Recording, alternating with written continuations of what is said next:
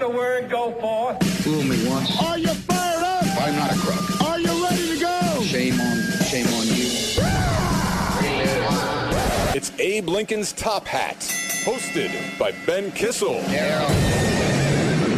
Fool me, we can't get fooled again. Hey everyone, welcome to the show. I am Ben Kissel. This is Dumpster Fire Chats Part 2. Thank you so much for the great response from the first one. People were wonderful, the emails were great, and I got a bunch more to read today. I also want to thank the people of Chicago. We had a great time at the Empty Bottle this weekend for a live last podcast on the left. It was wild, Midwest, and drunk. It was absolutely wonderful. So thank you so much for coming out to that one. All right. Well, let's just start it off here. Our first email comes from Laura, and the headline is, "Thanks for being level-headed," which I guess that's not an insult. She's not saying I look Russian. That's a compliment. So thank you for that. All right. She writes, "Thanks for saying pro-science is pro-pipeline. I'm a bleeding heart liberal, and I traveled from California to D.C. for the Women's March. I'm also an environmental engineer at a natural gas midstream, a.k.a. pipeline company. Obviously, my job makes me biased, but it also makes me more knowledgeable on pipelines and environmental issues than the average bear. And this whole anti-pipeline thing confuses the heck out of me. I think the only way I can really get behind the idea of anti-pipeline movement is if it's a symbol of people being upset that we don't have a legit U.S. energy policy that strongly supports and grows the market share of renewables. But protesting the literal pipelines themselves misses the mark for so many reasons. Anyway, I'm just glad to know I'm not the only pro-pipeline Trump resistor out there. Laura." Well, thank you so much, Laura, from Denver, Colorado. And, I get a lot of blowback for my pipeline stance. And obviously there are issues, as we saw last week, when it comes to a pipeline leak. I did try to explain it on the show. I just firmly believe that we need energy independence, and nothing should be off the table in getting that independence, because I'm sick and tired of invading foreign countries and stealing their natural resources and ruining their environment, so then we can feel better about ourselves by pretending as if we're not consumers at the highest level. I mean, I was just thinking about this the other day. I went to Dunkin' Donuts because I got to get my coffee, and I'm just holding this huge plastic cup. I hold it in my hands for 4 or 5 minutes. As soon as I'm done with the iced coffee, I throw it away, and then I walk right by. We were about to record a show. I got another iced coffee. I mean, my footprint is absolutely huge, and it's something that I'm trying to be more aware of. But at the end of the day, we just consume so much in this society. It's a throwaway society. And if we want to continue the lifestyle that we have, unfortunately, that requires oil and a lot of it. So anyway, just something to be aware of. Thank you so much for writing in, Laura. All right, this next message here, we'll read. It comes from Sean, and the subject is, "Hail, dumbass." So that's nice. I feel like I'm at a kitchen table and my father is, just trying to be a warm German. And that's exactly what that sounds like. Hail, dumbass. Okay. He writes, "Hey, Ben, I just wanted to thank you for everything you've been doing, and especially Top Hat. The most recent ones took me from being in actual tears to being confidently ready to fight back. It's a much-needed inspiration in these fucked times. Plus, we even got a kind of fun in that episode, which lends a pleasant air to a dumpster fire chat. You know what? That is kind of fun. Kind of fun." He continues, "Re-listening to a lot of the old episodes of Last Podcast on the Left has been really cool lately, too. Hearing you guys talk about Trump and chaos magic and all that shit. It makes me cry laughing while walking my dog through my neighborhood. Pretty sure it freaks out yuppies. Anywho, say hi to Professor Parks and unpredictable Henry Zabrowski for me, and thanks again to you and the whole CCR team. Hail yourselves and magustalations." Well, thank you so much for writing in, Sean. And, I love doing the shows, and I love doing all the shows, and especially now when it comes to the current political climate, brevity and levity are needed more than ever before in these emotional times. especially for people. If you're pro-Trump, people are very emotional, and obviously the anti-Trump backlash is at a fever pitch right now. So thank you so much for writing in. All right, we got one here from Mac. He writes in ed reform. I would assume this is education reform, not Ed Larson from the Round Table of Gentlemen reform, although he could probably be reformed as well. All right, Mac writes in, Ben, I just want to say thank you for that crazy last podcast on the left show last night at the Empty Bottle here in Chicago. It was great. Thank you all so much for coming out here and dealing with that drunk asshole. I gotta say, though, you and all my friends were kind of shocked. Me and all my friends were actually kind of shocked about how tall you are, but I digress. He goes on, I am 6'7". You know, sometimes people meet me and they're like, you're not as tall as they make you seem. And then other people meet me and they're like, we thought it was lies. This is not the, Trump and Hillary election. We're telling the truth. Yes, I'm 6'7", and I just don't know. Some people I don't think know what that looks like, and then they meet me and they understand. It is fairly tall. All right, so he goes on. I really appreciated last week's episode of Top Hat with Molly and the surface scratching done on the topic of education reform. I'll tell you, Molly was amazing, and I can't wait to have her on in the future to really delve into education reform. I'm working on it now because I'm getting together a political platform, and I think vocational training is going to be on the forefront of my education policy. But we will address that issue in the future. Okay, so he goes on. Before I get to my thoughts, I just got done reading a really great article, and he shared with me an article. Okay. To give you a little bit of my background, I serve as an AmeriCorps volunteer with City Year, an education nonprofit committed to ending the dropout crisis by providing full-time tutors and mentors to at-risk students. I work with all of the sixth graders in the English classroom as a supplement to the teacher. At this school, these students are only taught math and English on a regular basis, no history or science or any other subject. I mean, I think that is a disservice to these students. Science, regardless, I mean, I personally didn't love, the science courses. I don't think I did particularly well in them. But the history classes were so vital to just understanding the present, because the present is very similar to the past, and we can imagine the future will be similar to both of those as well. So he goes on. After MLK Day, one of my coworkers was talking with her students about who MLK was, and they all said he helped to free the slaves. Oh my goodness. When I heard that, I couldn't help but think what the ramifications are for the future of our world with people who aren't taught facts about their own history, or where they aren't taught how to think so much as they're taught a list of facts. I really liked what Molly had to say about how every person in school is working their ass off for these kids. While the system is flawed, and these teachers and administrators and other staff members are bogged down by regulation, what I have seen in my school is these people doing everything they can for these kids, who we all see for the amazing people that they are. I apologize about the lack of blurbiness. I do want to say, though, hail you, hail Satan, and hail everybody over at Cave Comedy Radio. Y'all do really great shit. Well, thank you so much, Mac.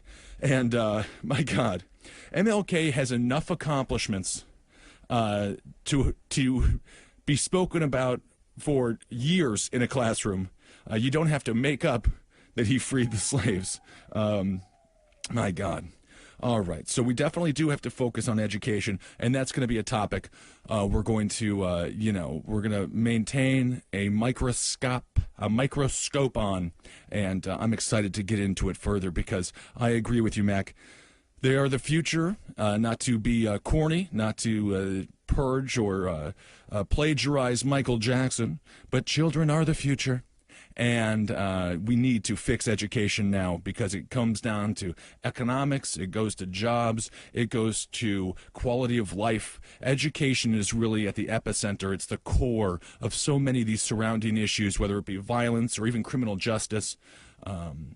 Education is the key for to freeing the people in this society. So, all right. Thanks so much for writing in, Mac. Let's move on. We have one from Ethan, and this is also a bit about education. The title is Betsy DeVos and Robots Taking Our Jobs. Okay. He writes, gonna try to keep this blurby for you. All right, first point. You mentioned that you disagreed with the wealth shaming of Betsy DeVos. Honestly, I think that's kind of a point. I think that's kind of the point. She's supposed to be in charge of public education, but she has no concept of what that entails. And for better or for worse, her wealth is a large portion of why she doesn't understand. I'm not advocating that you need to have experience to be in charge of something. That'd be unrealistic. But going in with precisely no idea of what you're getting involved in is a bad idea. That was a point, it was when Bernie Sanders was grilling her, and Bernie Sanders, of course, does a great job of always bringing his points back to economics and his view of the world, specifically economically. So that is a good point. Wealth shaming. It is, everyone, I mean, we had this election, and we talked about this many times on the episodes. Whenever you can have a majority of individuals attack a minority group of individuals, regardless of who that minority is, whether it be the 1% or whether it be Muslims, I want to be sensitive to mob mentality, mob rule, and obviously the 1% having wealth and having the ability to control their own narrative is different than what Donald Trump would say about Muslim Americans and Muslims overseas and things like that. But I do just, coming from my personal background, my family history, mob rule always horrifies me, and every time I hear a group of individuals proclaiming war on a smaller group of individuals, it does make me slightly nervous. But anyway, that is a good point, and I understand what you're saying regarding Betsy DeVos, who now is in a huge fight. Because two Republican senators, two women Republican senators, have jumped ship on Betsy DeVos, and I believe Mike Pence will have to make the final decision if it's 50-50 in the Senate, which it's looking like it will be. And, of course, Mike Pence will confirm and allow her to head the education of America. All right, his second point. I work for a major retailer, and in the past few months, that retailer has systematically eliminated a lot of office positions and replaced them with machines on a nationwide basis. And there's been a major push to replace cash registers with self-checkouts. The worst part of this, though, is that I'm part of a Facebook group of associates, and by and large, people are defending this practice. It's generally but think about how much other work we can get done if we're not helping customers all day. And think about how much work you can get done if you don't have a job at all. It's an interesting mentality. And it's that sort of mentality, but it misses at the end of the day. There's only so much work to be done. And when parts of it are being automated, they need less people to do the work that remains. So hours are still cut and associates are let go. So it's not just a matter of turning off the robots, but you also have to make people who aren't in factory settings realize that, yes, the machines are taking away your jobs. I think Marcus is right when he says that eventually the government will have to just give citizens a wage in order to keep the nation and the economy functioning. And that is a huge theory, and I believe that will also be the case when it comes to governments just giving citizens $40,000 a year, $20,000 a year. Elon Musk talks about it on a regular basis as well. A living standard wage is the future, and you question what kind of dystopian future that looks like because so many people are they self-identify by their job and their career and their ability for self-reliance. And I think it'll be demoralizing and disheartening and downright depressing if the government is the one giving you your money. And of course, when you take government money because there are no more jobs, then the government feels it has the right to tell you what to eat, what to drink, how much to exercise, not to smoke. Really every single facet of your life can be dictated and controlled by the government. And that's why we see what happens on a regular basis with welfare recipients. In Florida, for example, they're mandatory drug testing, and these are constant Republican ideas. Mandatory drug testing for individuals taking welfare and other sorts of invasive government practices, and they're able to get away with it because when the government is paying your bills, the government has a lot more to say about your life. He goes on, thanks for your time. I'm a big fan of you on the shows you're in, Roundtable Top Hat and Last Podcast, and look forward to seeing you in Ithaca for the last podcast on the Left live show in March. Once again, thanks for the time, and Magustalations. Cannot wait for Ithaca. It's going to be a great time. All right, let's move on here. We have, this one's coming in from Katie. All right, Katie writes in her subject, too many things. I like that. We can never have too many things. Oh, wait, I was just talking about how I have too many things, specifically when it comes to coffees. Okay, we can have too many things. All right, Katie writes in, hi, Ben. Help me settle some confusion here.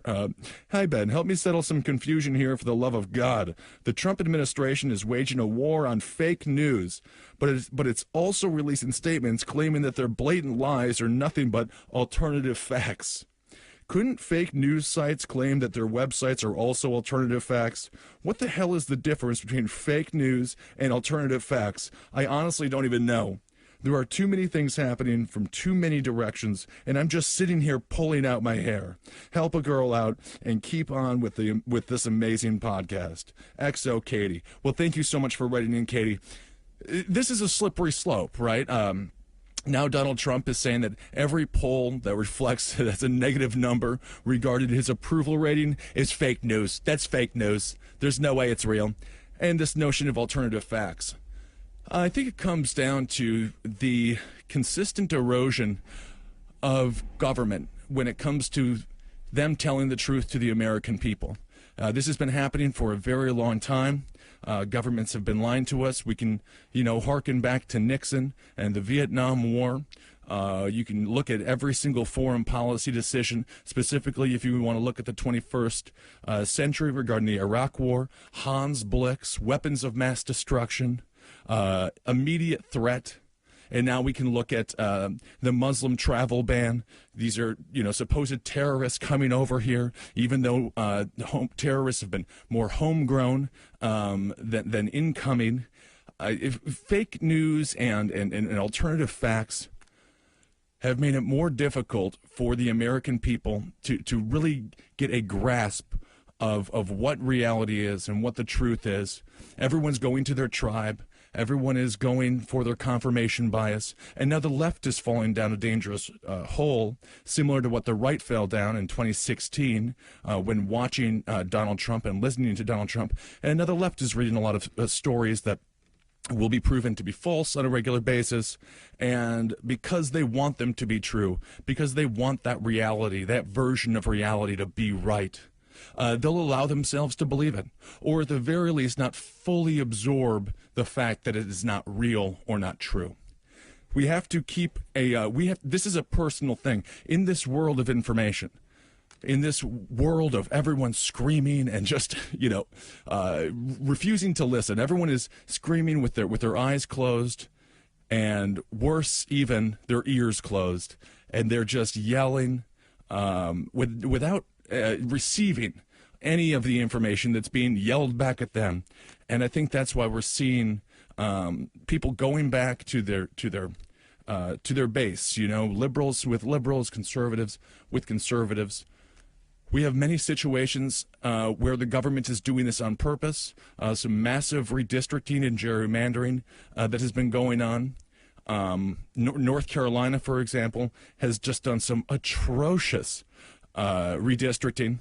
It's going to guarantee that politicians don't have to politic for the masses, just for their own tribe, and it's really dangerous. So that's where this all comes from: gerrymandering, redistricting. There's no need any longer for politicians to compromise, and there's no ability for them to compromise, because if they do, they're out of office. That's why I would propose term limits for Congress. I also would like to see the president 1 6-year term.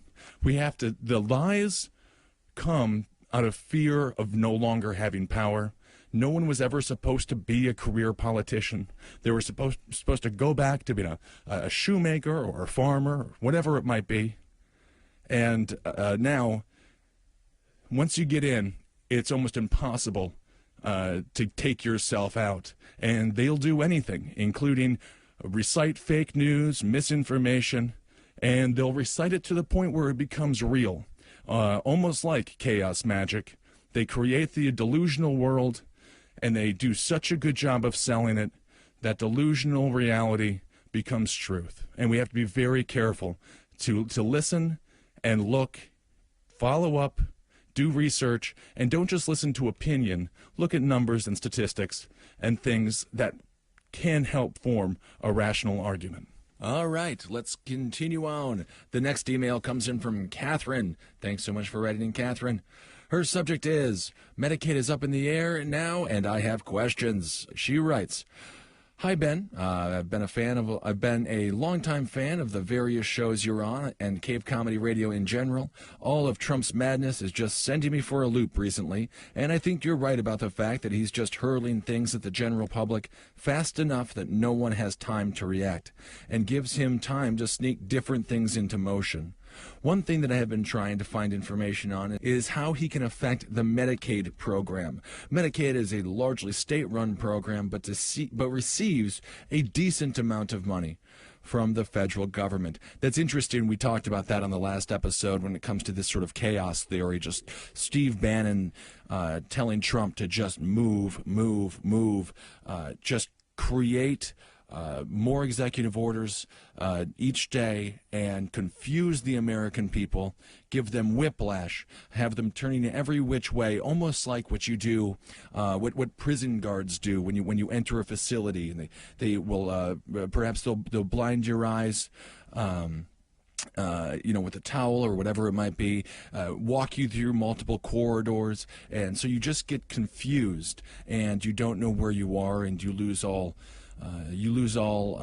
ability to navigate the world. And to some degree, that's exactly what Donald Trump and Steve Bannon have been doing. They're just throwing so much out there that no one knows where to even begin directing their rage. It's an interesting approach, and it is exactly what they did in the campaign.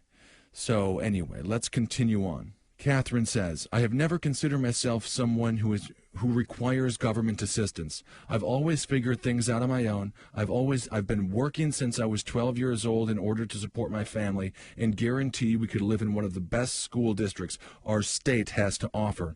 I've always been a real pull yourself up by your bootstraps kind of gal. Recently, this has changed because I have an infant daughter with a lot of health ailments that I cannot pay to take care of. So I filed for Medicaid for her. I'm sorry to hear about that about your daughter, and I send her my love. A lot is in the air right now, but one thing I know for sure is she's going to need at least open heart surgery in the coming months. She is also deaf in one ear and could lose her hearing in the other ear. And I'm using Medicaid supported social services for that as well. Loosening Medicaid support would mean that I would have to leave the town and school district that I have worked so long and hard to live in. I was just wondering what insight you have into this and whether or not there is anything that I can be doing right now to protect my daughter's right to the health care that she requires to survive and prosper. Sorry for the brief rambling, and thank you for the show. Well, thank you so much for writing in, Katie. And again, my heart goes out to you and your daughter. That is unbelievably difficult, and God bless you, and I hope everything works out. The Republicans right now are actually nervous because Donald Trump hasn't lived up to the promise to repeal Obamacare quite yet, and they don't fully understand why he isn't.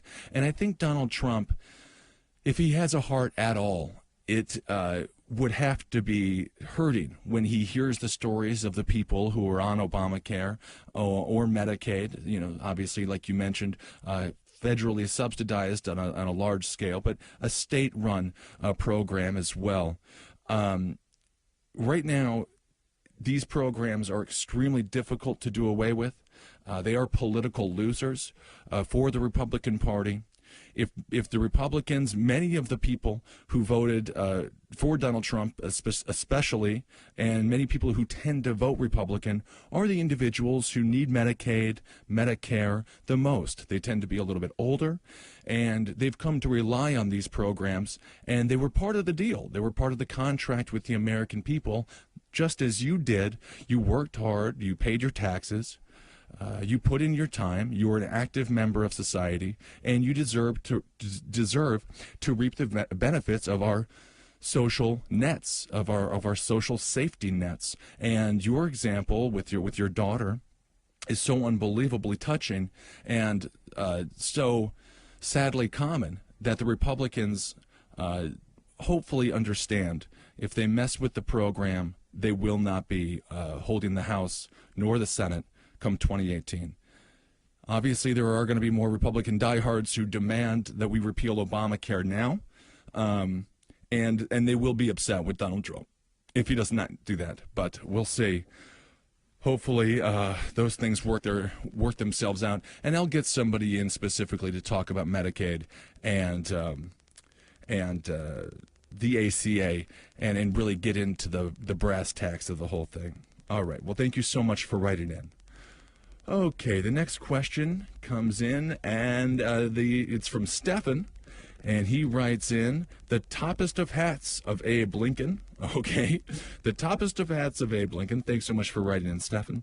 He writes, hey, Ben, really enjoy the show and all the shows you are a part of at CCR. I just listened to the Top Hat episode with Molly Neffel. I will admit the episode had me shaking my head more than usual. I am pretty libertarian in my political views, and everything Molly said had me cringing. I did not vote for the Donald. I supported your boy, the Gare Bear.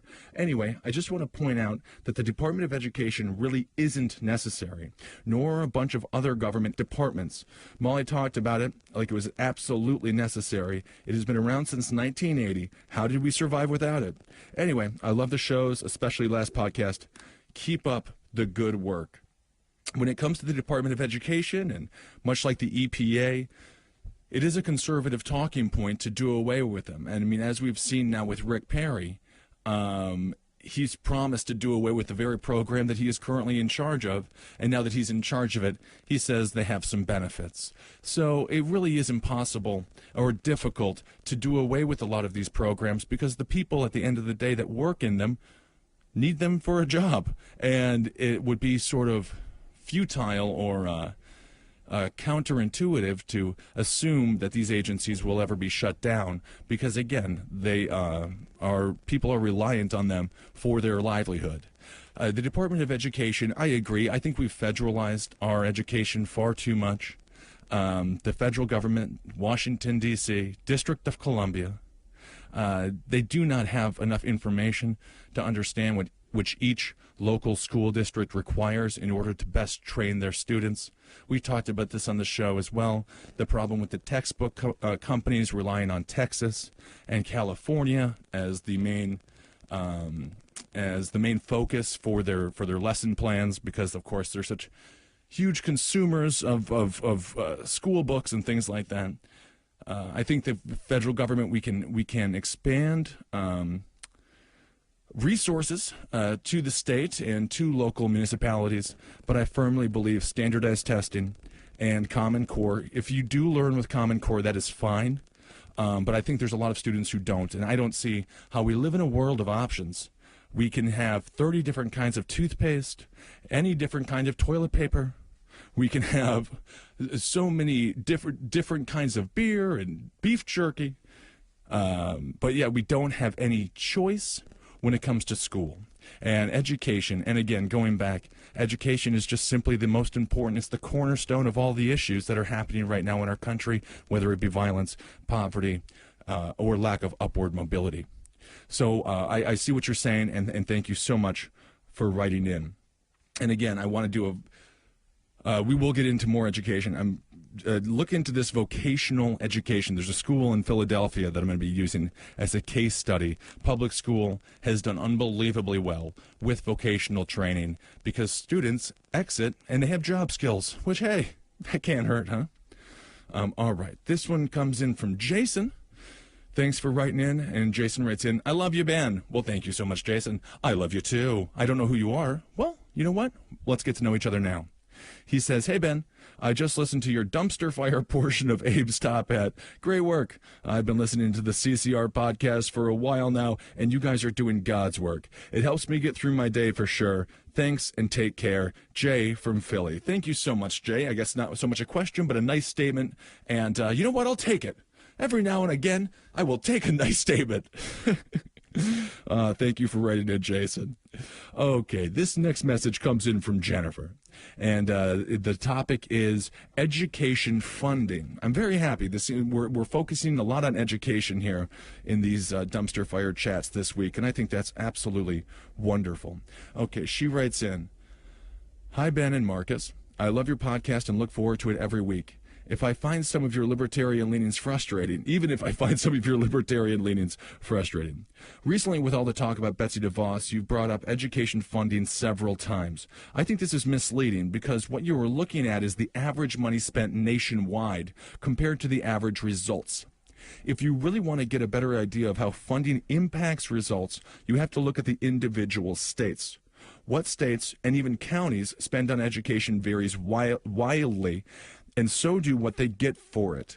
However, when you look at the top 10 for funding and success and the bottom 10 for funding and success, there are definite trends and overlaps. You definitely do get better results for students with better funding. And in states like Oklahoma and Arizona that barely spend anything, they are failing their kids.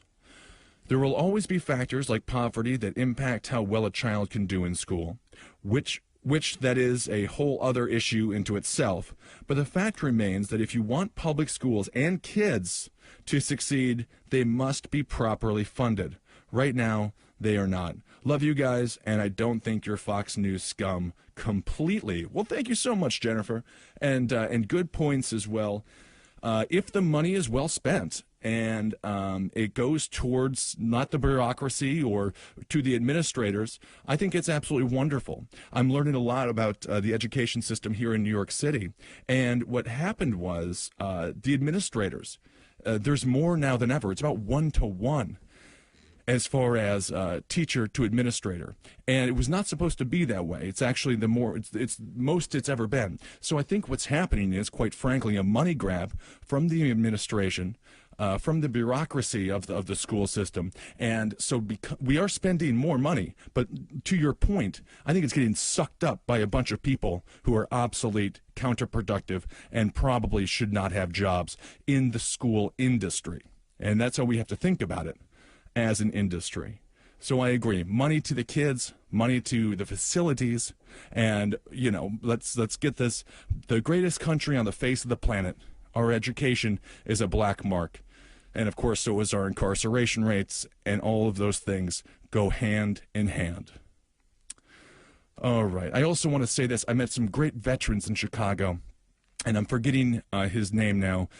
Tall fella, you know who you are. And I just want to thank him for his service.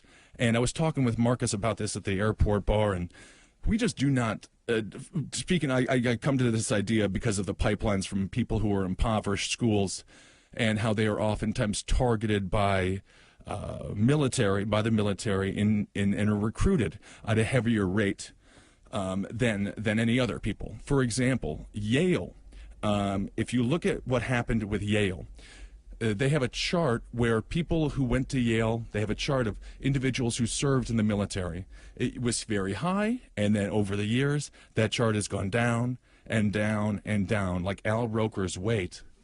And now Yale produces zero people who have fought in the military to defend this nation. And those are the individuals who are making our war policy.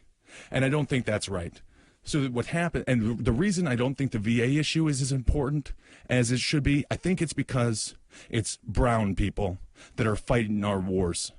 And I think that's really a disservice, and it is institutional bigotry.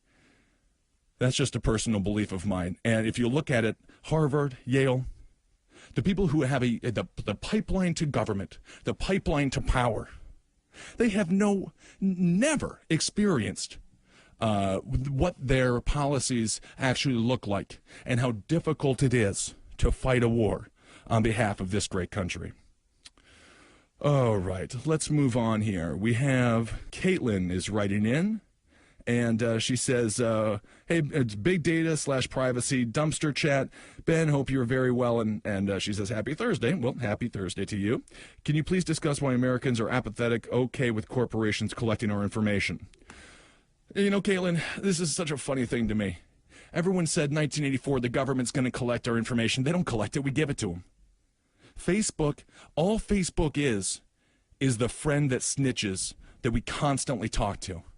When are we going to learn that Facebook and Instagram and Twitter, I mean, hey, I'm on Twitter all the time, but that's how they're getting the data.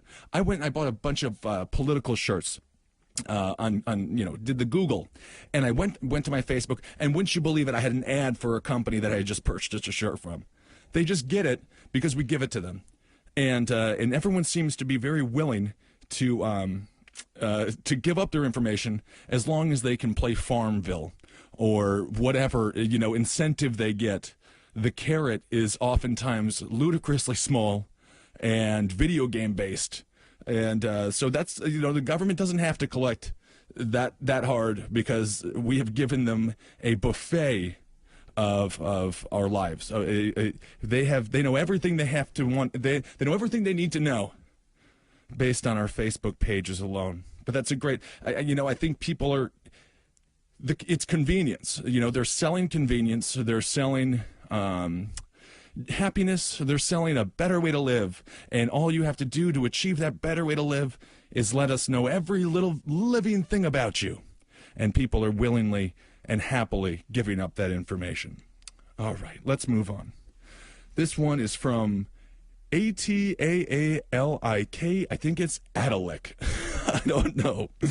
Okay, Adalik, he or she or they write in a thank you from a fan. Okay, so let's read this. Hello, Ben. I just wanted to offer my sincere thanks for the work that you do. As a young libertarian living in a quasi-fascist country near Middle East America was always a beacon of hope for me. But that vision was broken when it was more and more clear who would be the presidential nominees for the two major parties in 2016.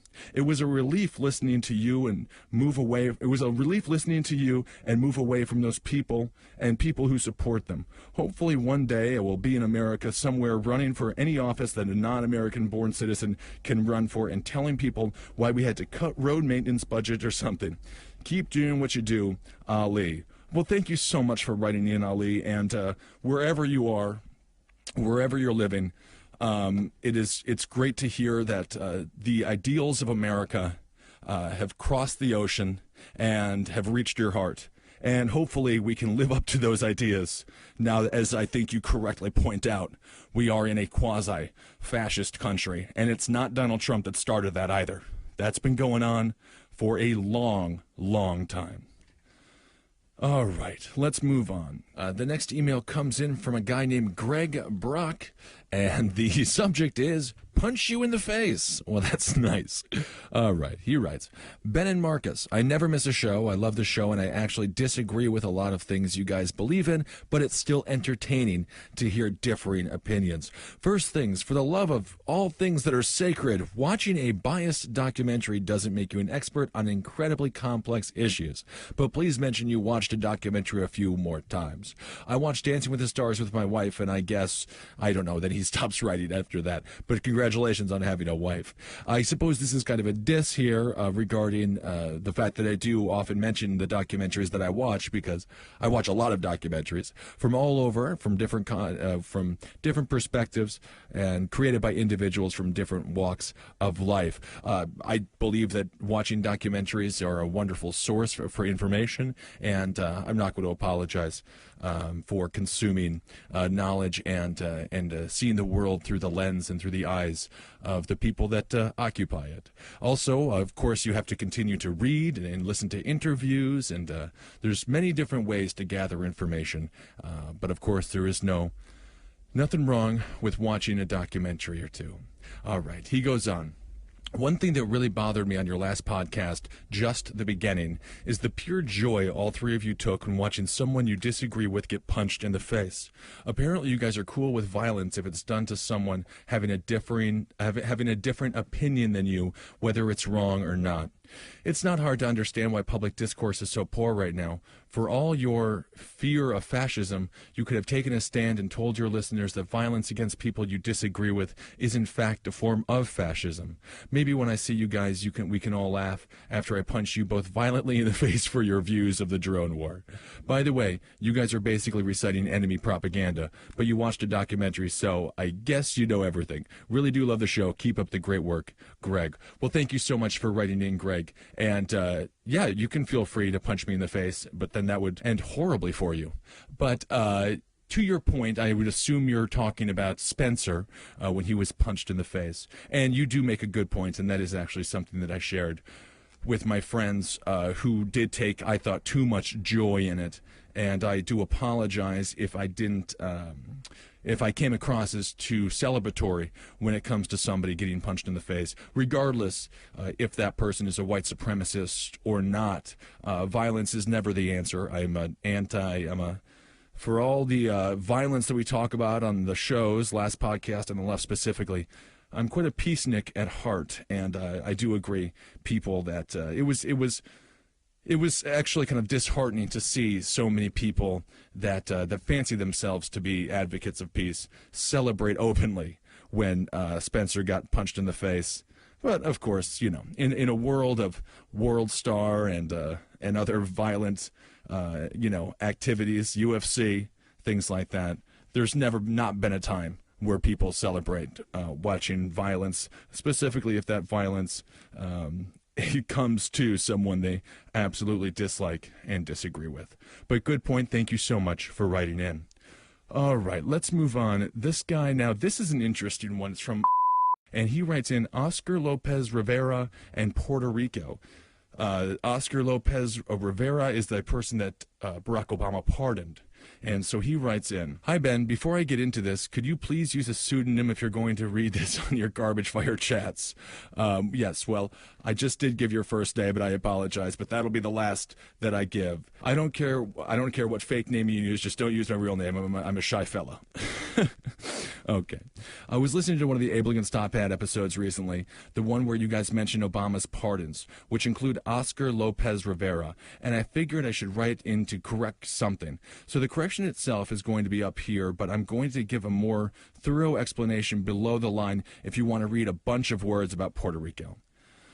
So in the episode, you said that Oscar Lopez Rivera and the Armed Forces for National Liberation, which I'm going to call FALN, F-A-L-N, from here on out after the Spanish initials, were fighting to get votes for Puerto Ricans. Well, you're absolutely right that in the PRAN addresses have no federal voting rights. The FALN was actually dedicated to Puerto Rican independence from the United States. So Lopez Rivera was quite literally acting against the U.S. government in taking part in FALN. To Puerto Ricans, meanwhile, the issue represents the classic debate between freedom fighters versus terrorists. To some, the fallen represent a justified reaction to the injustices perpetrated by Washington, while to others, the fallen is a nutball terrorist gang. Anyway, the section below the line goes into more detail in the history of the U.S. and Puerto Rican relations, if you want to read a bunch of words about it. Otherwise, just skip to the second line. Well, I don't know. Might as well just read it. Let's do it. So what really sets off the first major encounters between the U.S. and Puerto Rican governments is the Spanish-American War of 1898. By that time, the Cubans had been fighting a long guerrilla war against the Spanish, and the U.S. had eyes on annexing Cuba since before the Civil War. Check out the Ostend Manifesto if you want more info. So Puerto Rico was more of an afterthought. Regardless, on July 25, 1898, U.S. forces landed in Puerto Rico and began moving throughout the island. They didn't encounter much resistance. The locals were, from all I read, friendly enough, although some did join up with pro-Spanish militias. Didn't come to anything, though, since the Treaty of Paris that ended the Spanish-American War ceded Puerto Rico, as well as Guam and the Philippines, to direct U.S. control, specifically Congress. This is going to be very important once we start talking about status. The island, which under the last years of Spanish rule had acquired a pretty sweet degree of home rule, fell under military jurisdiction for 2 years until a civil government was set up under the Jones Act. Note that in the structure put in place by the Jones Act, the governor of the island would be appointed by the U.S. president rather than elected by the island's population. This would hold true until 1952, and in the meantime would be a source of friction, especially once we get into the 1930s. Oh, and the Foraker Act of 1917 gave us U.S. citizenship just in time to get drafted for World War I. That's nice. So the Puerto Rican economy was always delicate, mostly agricultural, lots of poverty. American agricultural companies, including Domino Sugar, buying up tons of land and generally taking advantage of undereducated farmers. When the Great Depression hit, it really screwed over many of the poorest and led to the rise of organized labor strikes and the like. Also the rise of Puerto Rico's own nascent fascist movement, the Nationalist Party, under the guidance of one of the titans of the Puerto Rican political theory, Pedro Albizu Campos. Hey, I didn't butcher it too bad. That's well, I might have, actually. I don't know. Essentially, the 1930s through the 1970s would mark the high water point of politicized pro-independence violence in Puerto Rico, with a number of different massacres. Look up the Blanton Winship and Francis Riggs. Those guys were real assholes. And rebellions here and there. Oh, and we nearly killed President Truman that one time, and shot up Congress that other time. The upshot is that both the insular and federal governments both cracked down on the nationalist movement. To this day, Puerto Rican independence movement is sort of a minority movement, though the joke is the reason the government around here makes all the bars close on election day is because every Puerto Rican is an independentista once they've had a few drinks. This is all to say that the folks like Oscar Lopez Rivera come from a tradition of Puerto Rican independence rather than the greater Puerto Rican integration with the metropole. The independence movement itself still beats the drum of national liberation, but in a decidedly less violent tone. The Puerto Rican Independence Party, or PIP, that's a fun PIP, advocates independence through democratic referendum rather than violent revolution, and with a greater focus on other issues such as poverty and the environment. In many ways, it's kind of related to the Black Panther movement focused on black liberation and community services for impoverished minority neighborhoods. This has all been an extremely scattershot and brief review of an insanely complex and convoluted story, but hopefully I have enough info to pique your interest and give you a good place to start reading if you want. If you want, I can get into more detail in later messages where I can focus on going into specific topics more deeply. Anyways, back to the main focus of this email. I am also writing in to say that I'm really digging the idea of the garbage fire chats. They're the dumpster fire chats. But that is fine. We can go with garbage fire chats too. Now more than ever, we need people of different opinions and backgrounds to come together and have a calm talk. And I'm happy to hear all these different perspectives, even if I don't agree with them. For my part, I think that, in a way, the Donald Trump presidency is bringing about a huge shift that might be a good thing. The American left finally has a purpose in life. I agree with that. I've always been a bit of a lefty, so election night was extremely depressing for me. But at the same time, it filled me with a new resolve to get involved. And now I'm happy to see my Senator Chuck Schumer grow a spine thanks to the actions of me, my friends, and people like us. The guys at the Chapo Trap House podcast put it best. I think this is a huge change for America, and while it's scary as hell, it's also exhilarating. Anyways, I'm a huge fan of CCR, and especially the last podcast on the left, Roundtable of Gentlemen, Wizard and the Bruiser, and of course, Abe Lincoln's Top Hat. Let me know if you have space for a volunteer research or two. I have a bit of spare time these days, and I'd love to contribute if I can. Also, tell Marcus that our Puerto Rican roads are just fine the way they are. Well, thank you so much, and yes, absolutely, continue to write in, and I'm excited to hear more of what you have to say. All right, we just got a couple more here. And then we'll wrap up this dumpster fire chat. the dumpster fire talks. All right, so this one comes in from Patrick. He writes in, "Hey Ben," and this is about a bit of context to the Israeli-Palestinian segment from Top Hat. Hey Ben, just to add a bit of context as to why Israel ended up in that small group of countries, places people seriously argue shouldn't exist.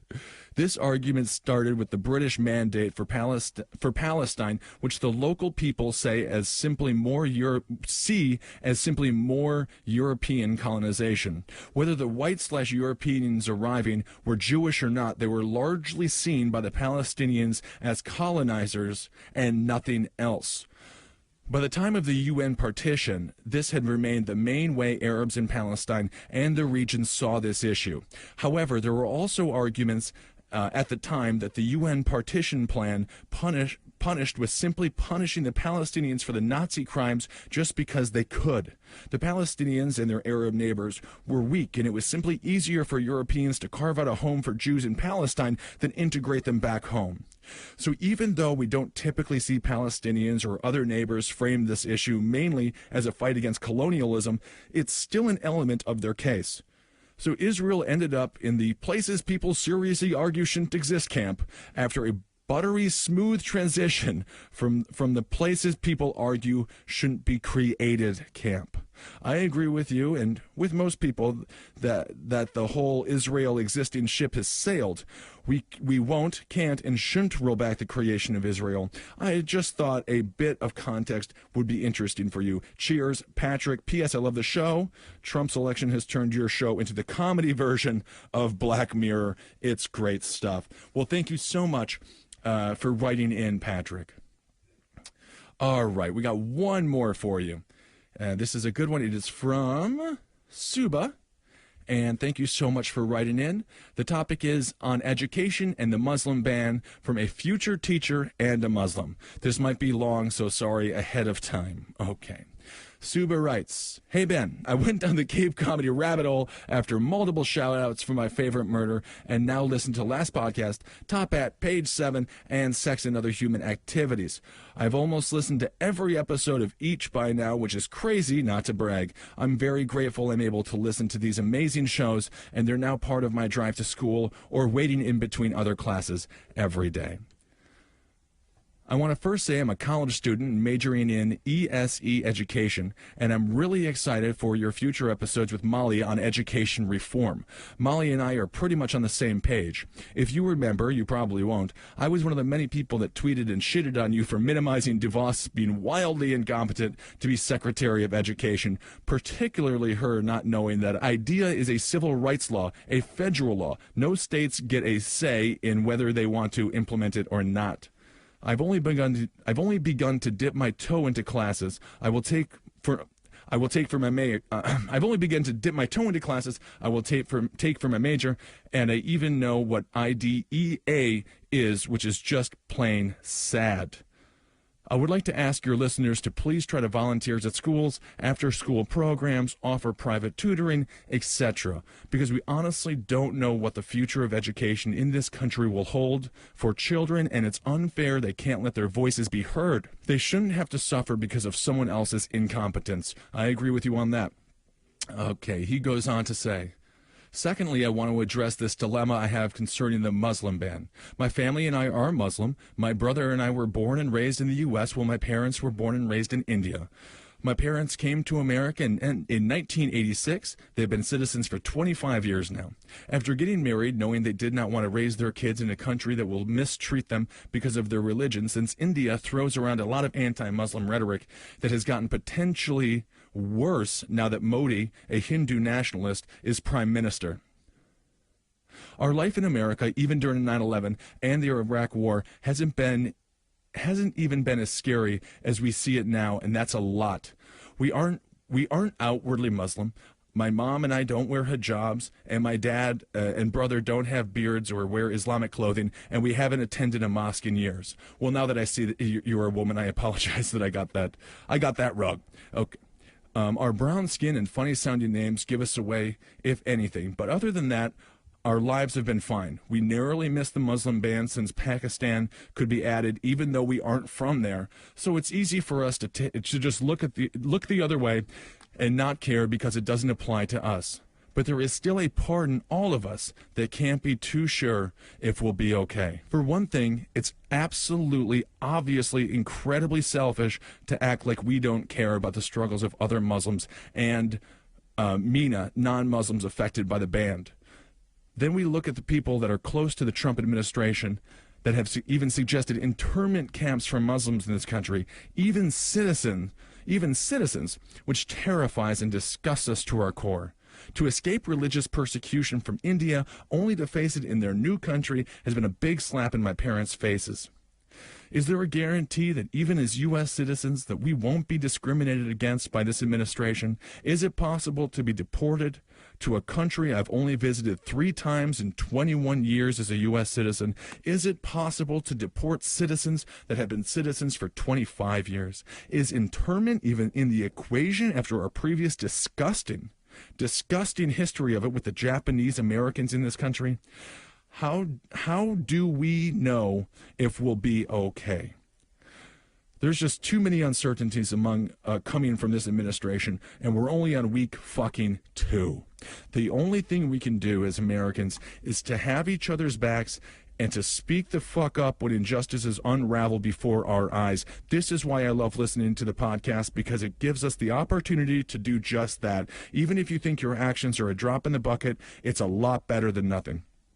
I really appreciate what you and Marcus do every week, whether it's Last Podcast or Top Hat, and I'd love to hear what both of you, what you both will have to say as this shit show unfolds. Thank you for all that you do, and thank you for bearing through this long-ass email. If you ever do get to read this one. I absolutely did get to read it, Suba, and thank you so much for writing in. And, yeah, I mean, it is unbelievable. Your parents are Americans. You're an American. Again, immigrants, in my personal opinion, are the best Americans because the dream is alive and well in their very being here, in their very existence. So thank you so much, and you're right. We're going to be together. We're going to lock arms together, and as a society, we won't let this administration's their more bigoted policies. We will not let them divide us.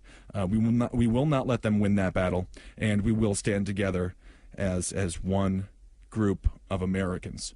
All right, everyone. Well, thank you guys so much for listening. I really appreciate it. You can find me on Twitter at Ben Kissel. You can also write into me at Ben Kissel at BenK721 at gmail.com. I'm excited to read more of your messages. I really appreciate it. And all right, you can also find Marcus Parks on Twitter at Marcus Parks. Instagram at Marcus Parks. I'm on Instagram at BenKissel1. And all right, everyone, we'll talk to you soon. For more shows like the one you just listened to, go to cavecomedyradio.com.